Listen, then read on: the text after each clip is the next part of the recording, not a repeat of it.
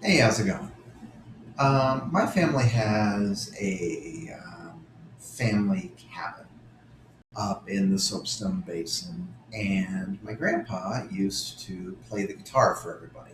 He would play the guitar and sing, and we'd listen. Sometimes we'd sing along. Sometimes we'd, play on our bongos. We weren't particularly musically inclined, but it was still a fun activity. That's how I got exposed to a bunch of old cowboy music, things like Sons of the Pioneers and Marty Robbins, and and some later stuff too, some rock and roll and Johnny Cash and that kind of thing. No real contemporary stuff, but that's fine. I was enjoying the older music, so yeah, I tried to get some of his songs recorded professionally.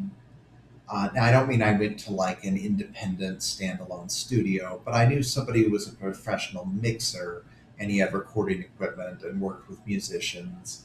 And he set up my grandpa, recorded, and then he disappeared. I've lost contact with him. And then my grandpa passed away. So unfortunately, I don't get those. So I was trying to explain to my aunt, that's his daughter, um, that I wanted these studio recordings of his songs so that I could listen to them later. At the time, it wasn't, oh, he's going to pass away. I want to be able to listen to them. It's just, I just want to be able to listen to them because, there's a few songs where I actually prefer his version to the original. And I know that it's because I heard it first. Maybe it's not, it's almost certainly not objectively better, but if that's the version that I know and it's nostalgic, then yeah, I'd like to be able to hear it.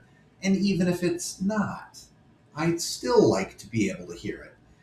Um, so yeah, I was having trouble communicating with my aunt though, because she's like, "Oh yeah, we got to all be in there and banging on the bongo drums and singing along." And I don't know why I was having so much trouble communicating with her. It's like, okay, listen, clearly what you want is like a home video recording of a hootenanny, and what I want is a standalone, listen on your own time MP3 of the song. That's not the same thing. And like for some reason, she was either misunderstanding on purpose or I was really having trouble communicating. I don't know. I don't know what happened. So, in the end, we didn't get either. We have there's several things like that. My great grandmother, Emmy, her real name was Emma, but she always went by Emmy. Um, she had these stories, and I'd like to be able to tell you about them. Apparently, my family did all this stuff down in South America, and like we had adventures, and it sounded real cool. I don't remember any of it.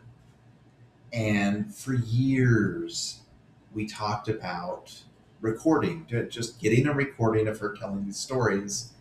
And then one day it was too late.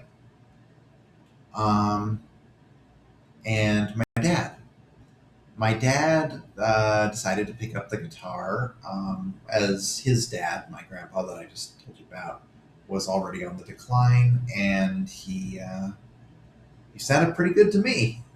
I really, really enjoyed his version of Seminole Wind. Um, who is that? Is that John Anderson? Oh, God. Now I got to look it up. Who sings Seminole Wind?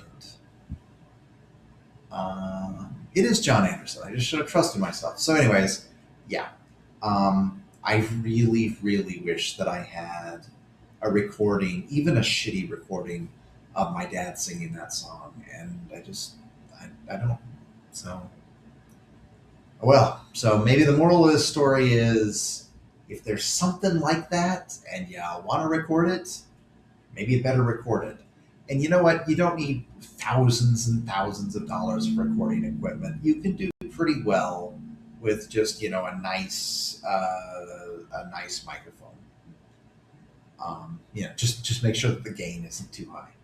So, anyways, yeah, I don't see it. I loaded the browsers. So, oh, there we go. I'm really gonna go this time.